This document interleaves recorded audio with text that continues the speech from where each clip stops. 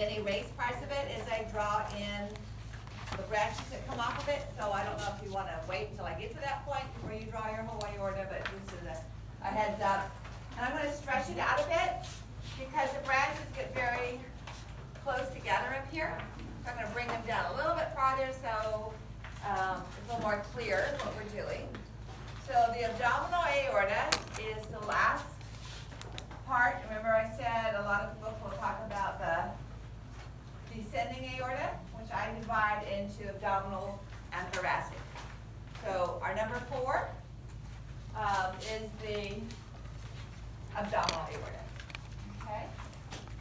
And this is going to give off branches to the organs of the abdomen. And some of them are paired, like we have 2 kidneys, we have 2 ovaries or testes. But other structures, we only have one, like one liver, one stomach, one set of intestines, okay? So in that case, they're not going to be paired. And that's, I think, pretty obvious. So the first vessels to branch off of the abdominal aorta go up and supply the inferior surface of the diaphragm. And these are, you can find them on some of our torsos in the back. Anybody remember the nerve that interfaces the diaphragm? What's it called? I heard phrenic. All right. So the artery that supplies the inferior surface of the diaphragm is known as the inferior phrenic artery. There is a superior phrenic. It happens to be the terminal branch of the internal thoracic we just talked about, but we're not going to worry about that one. Okay. So what was our last number that we used for the bronchial arteries? 33? 34. Okay. So inferior phrenic arteries will be 35. And the region that they supply with oxygenated blood, I'm not going to write it down because it's in its name, the diaphragm. However, branches of them we will follow to the adrenal glands in just a moment.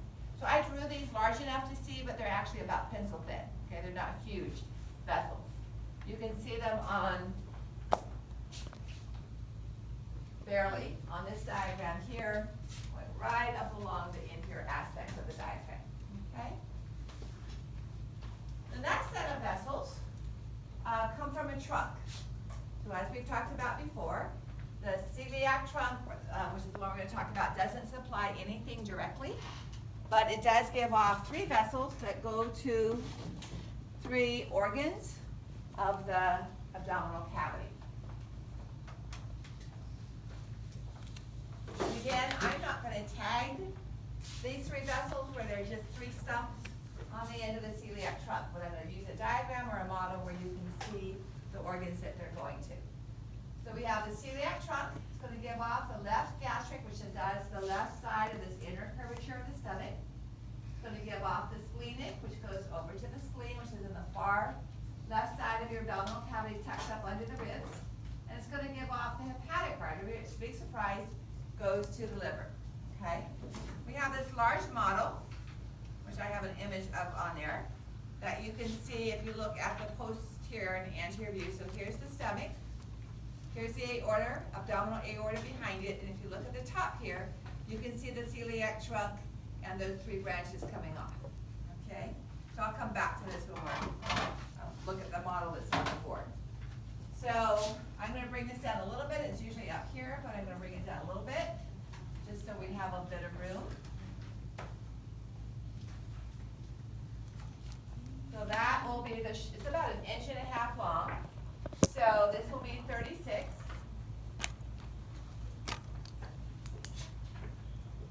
And that's the celiac trunk.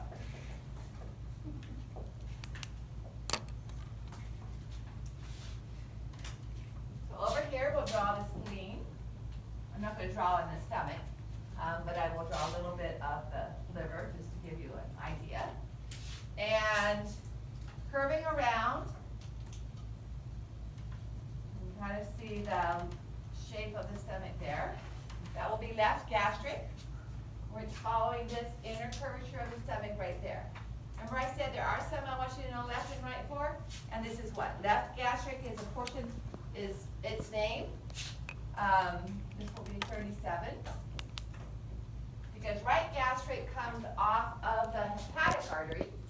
not gonna worry about that till we get to the digestive system, okay? So when we get to the digestive system, we're gonna come back and do 3 or 4 more vessels that are a little bit more detailed, that we're not gonna bother with right now. You don't need to know the right. You don't need to know right. So 37 is left gastric. And it's a branch of celiac trunk.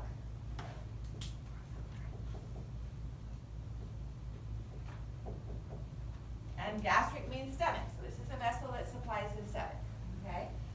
Supplies some other organs as well, but we'll deal with that when we get to the digestive system. Then, traveling behind the stomach, all the way over to the left side of the body, we have the splenic artery. The splenic artery, the spleen is the only organ that filters blood. I talked about the lymph nodes earlier today. That filters extracellular fluid. The spleen filters the blood. All right, so that will be number 38.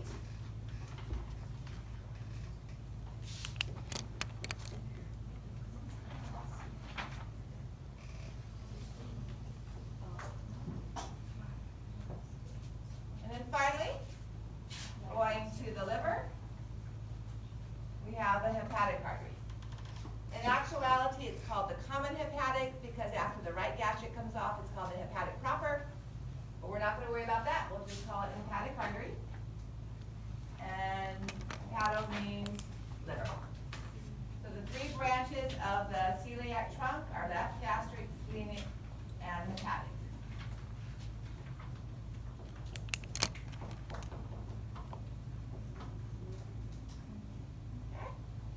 So celiac trunk, left gastric, splenic, and hepatic. So we have this model on the back. It's that green flat model hanging up on the wall behind the shelf. And we're kind of looking down at an angle, all right? But here's the liver, here's the spleen, here's the celiac trunk, here's splenic artery, here's hepatic artery, and then left gastric would be right there. I prefer this model, well not, this is the wire one, I'm not gonna tag it on that, you can see it's just too complicated, all right? But this is celiac trunk right here.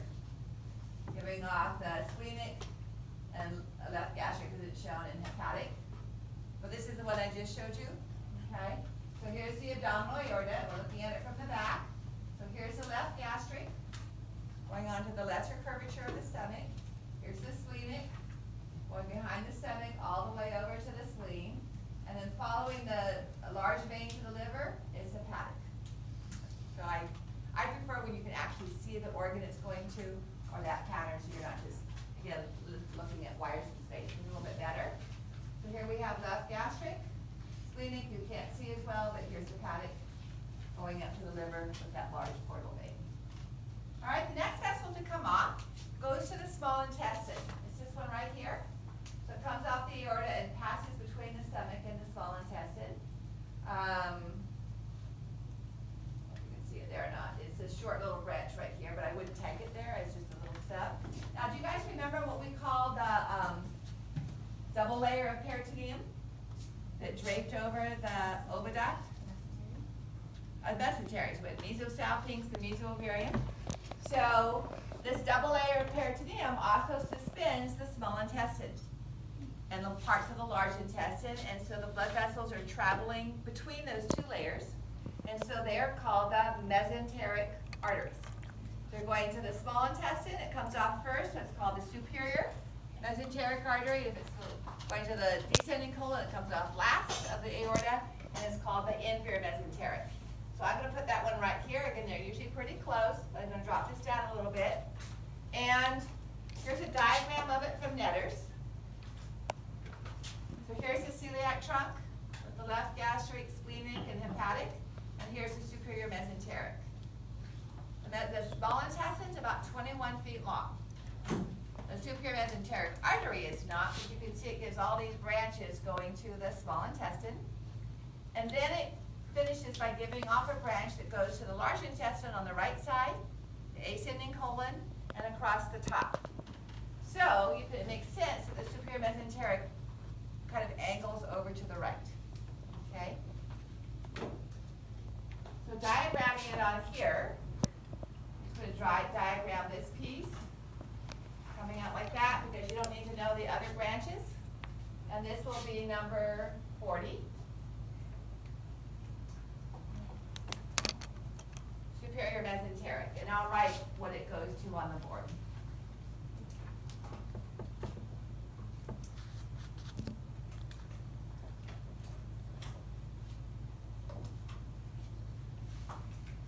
It's going to go to small intestine.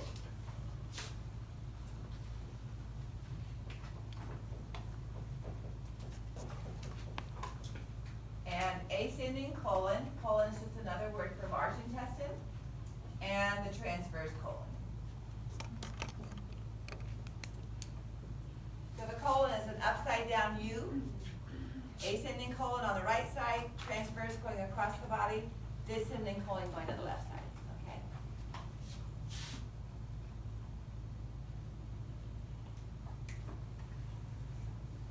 Now the next organs to be supplied are the kidneys.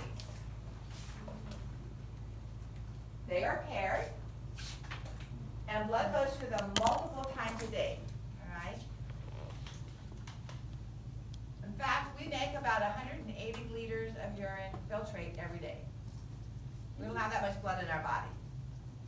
So we reabsorb it, all right? That's how many times it goes through the kidneys for filtration. So, draw them over here. They're actually up quite high. I'm just drawing them down lower to give us a little bit room. And they're diagramming. They're going to be up very close to the diaphragm. And the blood supply to them are about as big as my thumb. They're renal arteries. So that will be 41. And our word for kidney is renal. All right?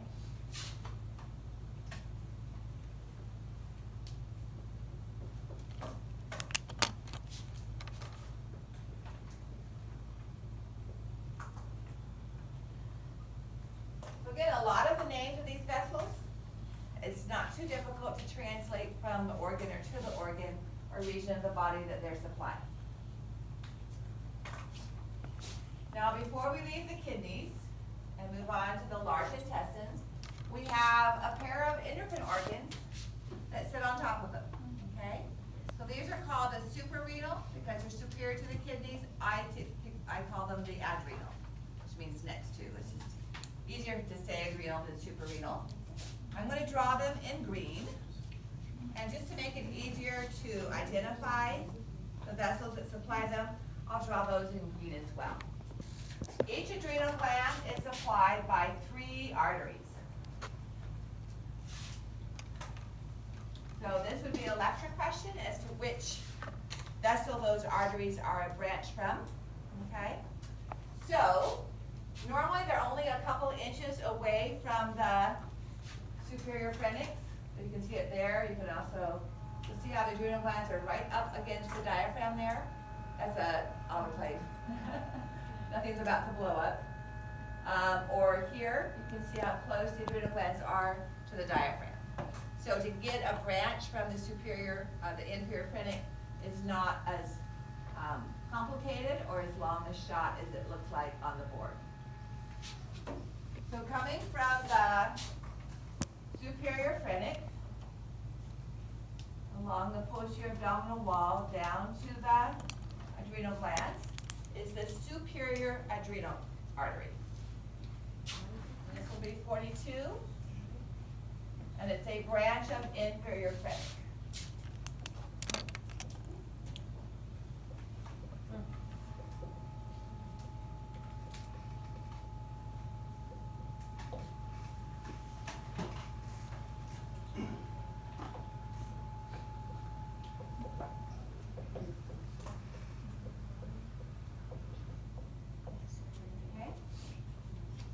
And we have the same thing here.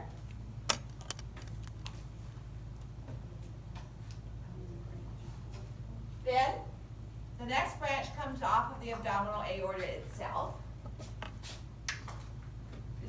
It's getting all this blood supply because it's an endocrine organ.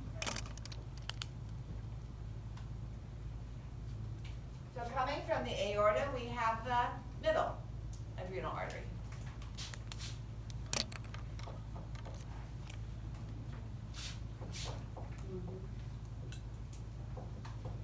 Two guesses on what the next one's called? Yes.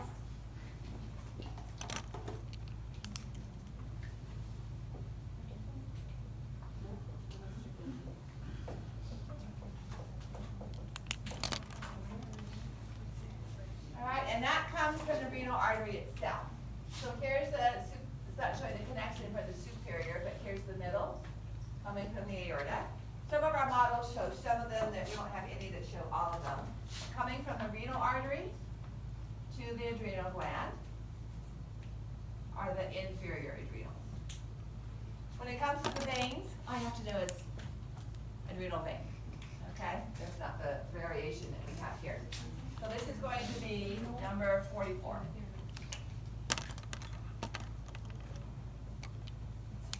So 44 is inferior adrenal artery from the renal artery.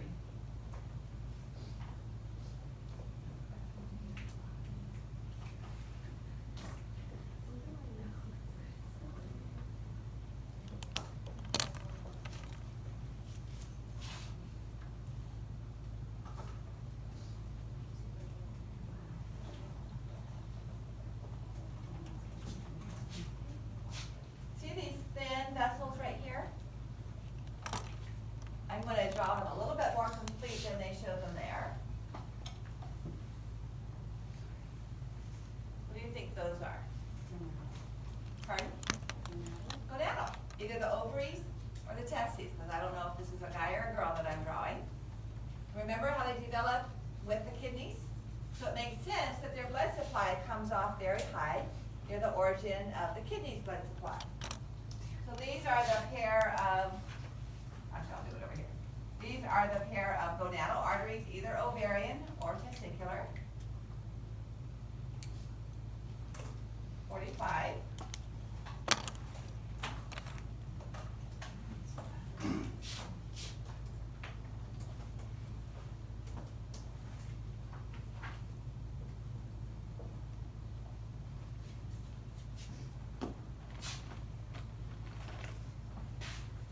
And now we have one major vessel and a bunch of little ones that all share the same name. So here's the superior mesenteric with all the branches to the small intestine cut off. And here is the inferior mesenteric. Okay? That's also traveling in the mesentery, but it's traveling to the left side because it's going to the descending colon.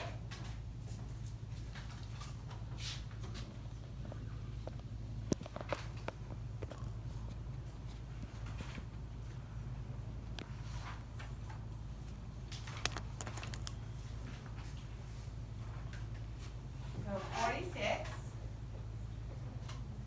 will be inferior mesenteric artery.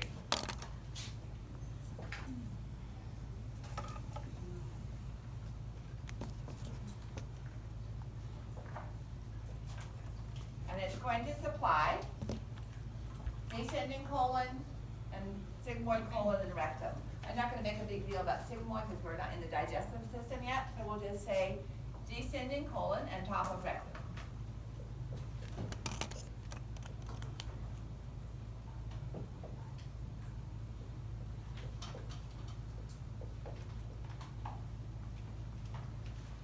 So specifically, descending colon is going to be supplied by the left colic.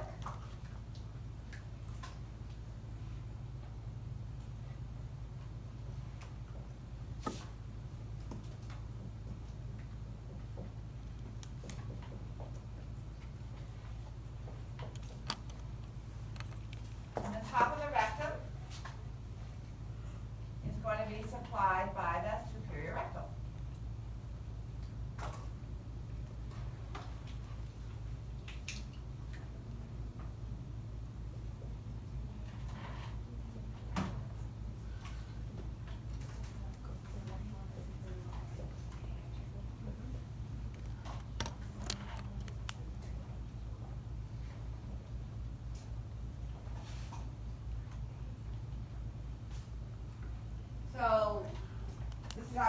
introduce the vessels we learned for the pelvis, but I want to show you, here's the left collet coming along the descending, this is inferior mesenteric.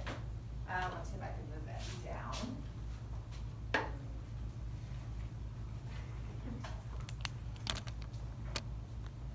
So here's inferior mesenteric, giving off the left collet and giving off the superior rectum. Okay, so again, I would just have lines going out in space. I would show you the organ component that is supplied. We're seeing inferior mesenteric over here. Sorry, superior mesenteric over here. Inferior mesenteric, giving off superior rectal, at the top of the rectum, and left collet going to the descending colon. Do you have that photo with it labeled? No, I don't. I have similar ones, I think, but not that specific one.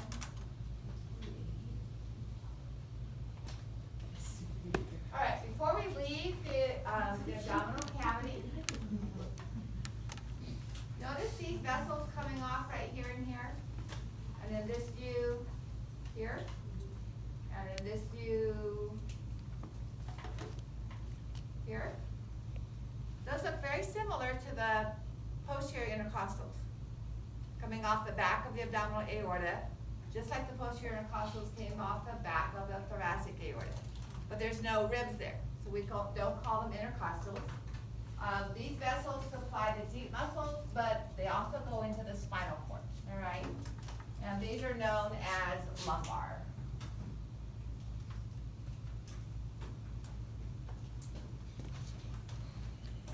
That's back, lower back is lumbar.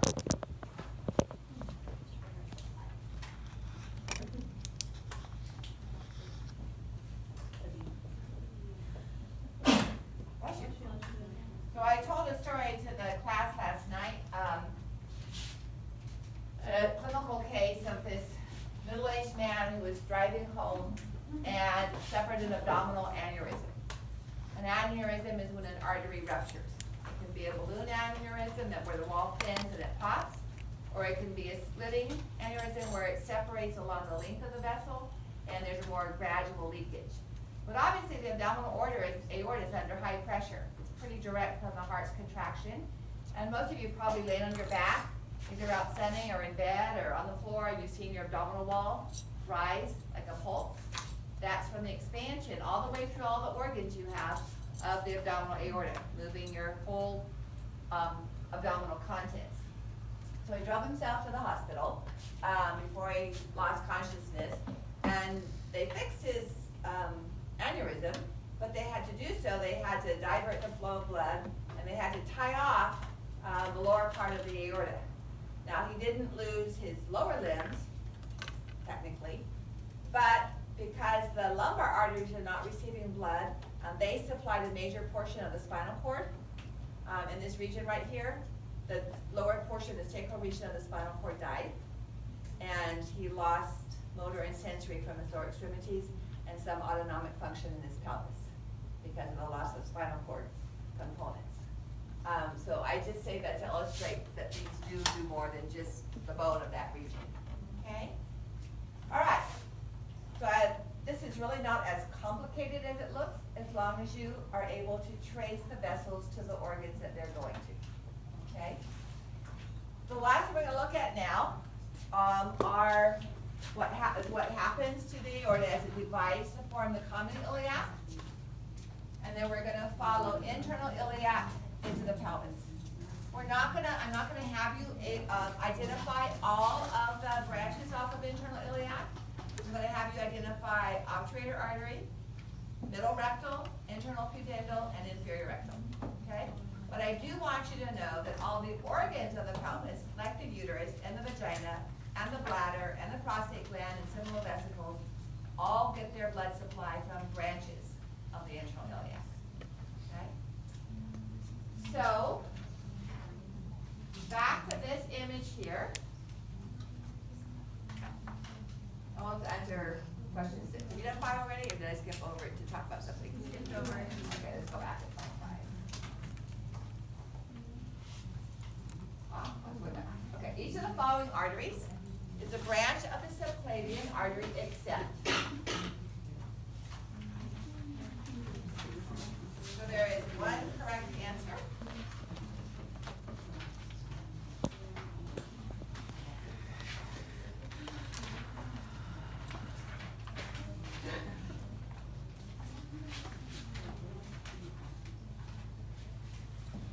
maybe I should say is a branch or a continuation of, so I'm not trying to be tricky there, okay?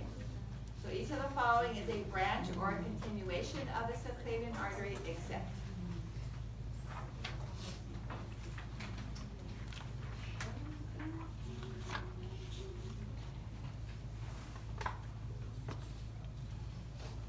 When I see you again Thursday, I want to see really scrubbed, shiny red faces and upper limbs and lower limbs where you've been drawing on yourself and cleaned it all up. Now, if you use the washable colors, you just a wet paper towel will wipe it right off.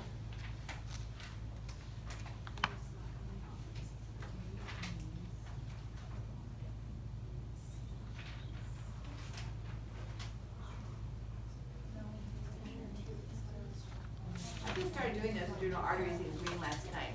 It makes it look much less busy than it would be if I did it in red. You know, it looks like an osteocyte.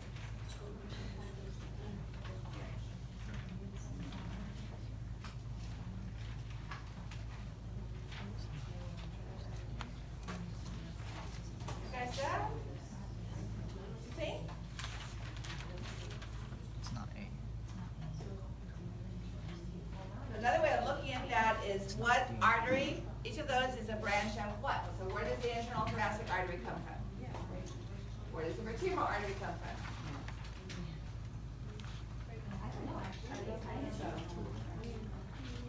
There's a vertebral right there. Oh, go all the way down, yes it is. We were just looking at it on the, Yeah. Yep. Okay. Axillary is a continuation of subclavian, right? There's axillary. So there's subclavian, and then it becomes axillary, so it's a continuation. There's internal thoracic.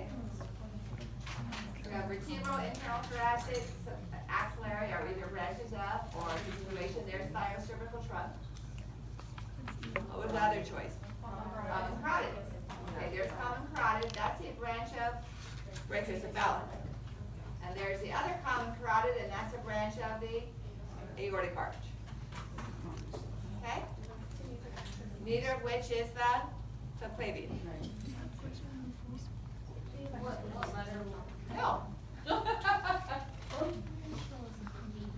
That is an impossibility. Okay.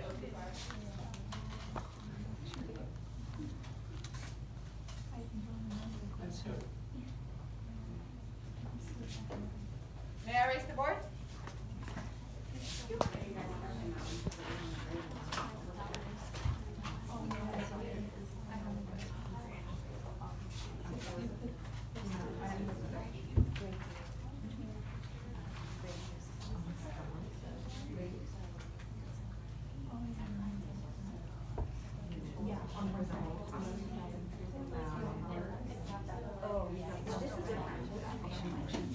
Okay, now to question 6, will I diagram pelvis? So the celiac trunk has 3 branches, and I have 4 names up there. So which of them is not a branch of the celiac trunk? I think it's A.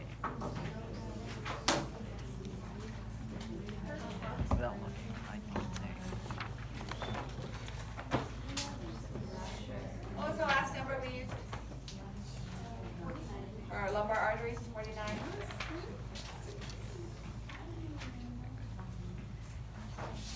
Gastric, never mind. I got it wrong.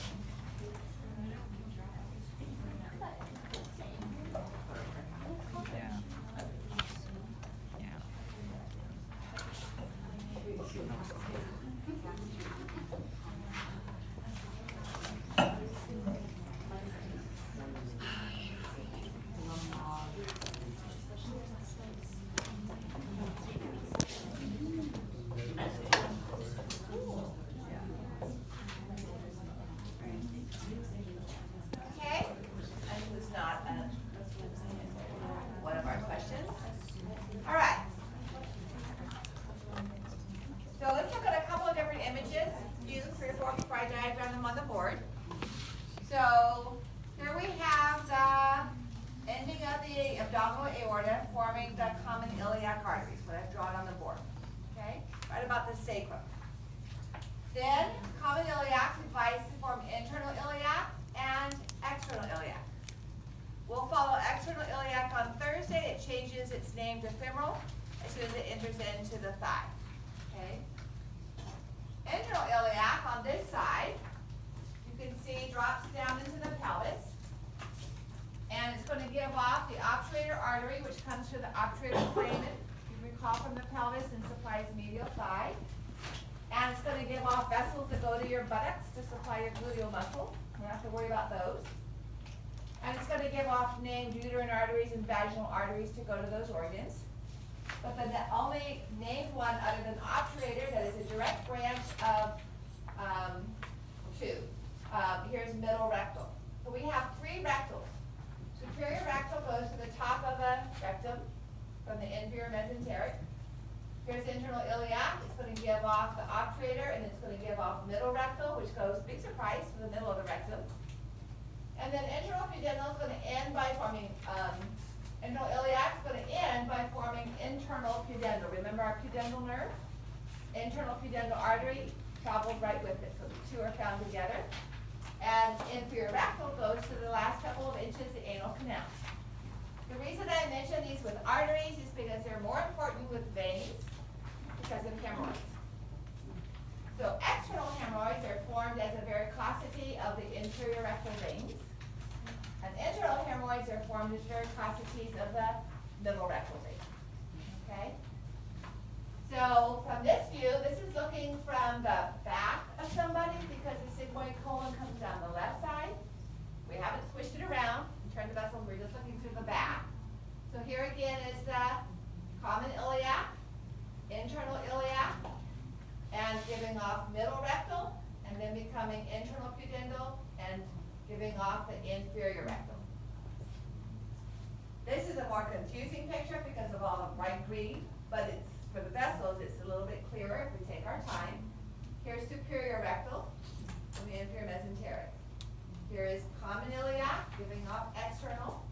Here is internal iliac coming into the pelvis. Going through the obturator foramen right here is the obturator artery.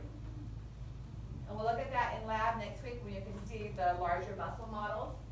Then we continue with internal iliac. All right, here's middle rectal. Continue with internal iliac. It's forming internal pudendal here. And then cutting across this gap right here is inferior rectal. Okay? So internal pudendal and inferior rectal. The ones that I want you to know, I'm going to diagram on the board now, and then we'll be done. You can go to work or go to bed or go study for 5 hours. Yeah, I had a student last night that stayed until 11 to ask me questions. And then he said, well, he said, I guess I won't go to the gym. I said, you usually go to the gym at night after class? He said, yeah, I go to work at midnight. So I usually go to the gym between 10 and midnight. I'm like, you're here for class all night? Okay. So here we have internal iliac again. And it's going to give off this first branch that you need to know disappears into the obturator foramen. Supplies the medial thigh. So this is obturator artery.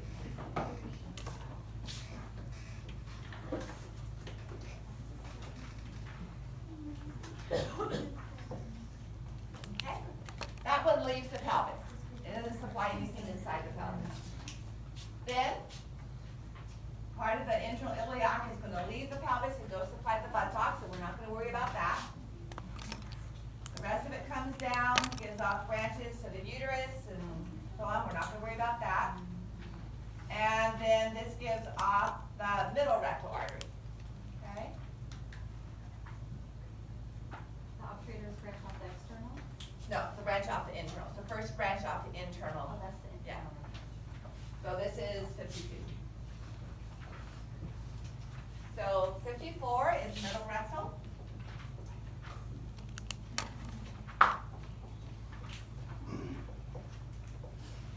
Internal pudendal we can see on some of our reproductive models, but middle rectal and inferior rectal are going to be off of diagrams. Okay, I just don't have those on models.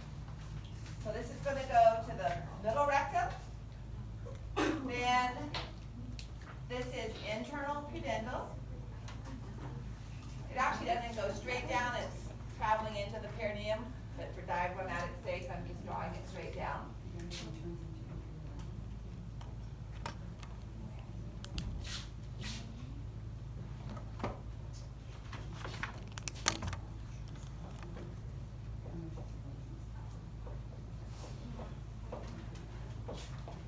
And then it's going to give off branches to the anal canal, which is inferior rectum.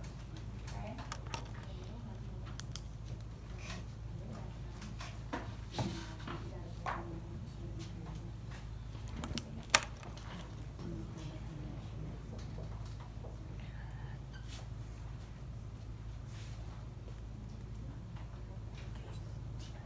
So when you come back on Thursday, before we start looking at the veins, we're going to practice some pathways. So some more of those tracings, and write them on the board. I'm not just going to say the words to you. There's some online on Canvas, and there's some in your lab packet. Okay? So like trace a drop of blood from the heart to the anal canal. And the quiz is gonna be. So the quiz will have one question on histology. I'll say identify this vessel, an arterial, a muscular artery, a vein, not a capillary, elastic artery, one of those 4 or 5. And then 5 questions from the arteries that we've covered. So again, I'll give you time. I think we'll do, I don't know if it would confuse you to go through the veins since they share the same name, or just give you time to study, take the quiz before we start veins so you don't get them mixed up. So, Definitely. probably give you 45 minutes to an hour to study when you first come, to be able to nail down what you've looked at on paper prior to that, okay? Can I ask a question? Of course. Okay, so the common iliac is branching off of the aorta, Uh-huh. and then we get to. Just like the common carotid, it divides it from internal and external. So external is going to stay on top of the pelvis along the iliopectineal line and go outside on into the thigh. And internal drops down into the pelvis. So the internal is branching off the external. Yeah, so here's the common. Internal comes in, external continues. As soon as it gets under this ligament, it becomes epiphyseal. So internal, well, it's not internal and external are both branches of common. Internal is not a branch of external. Just like brachiocephalic trunk gives off the Flavian and the common carotid. So neither one is a branch of the other. They're both branches of brachiocephalic. So internal iliac and external iliac are both branches of common iliac. Okay? All righty.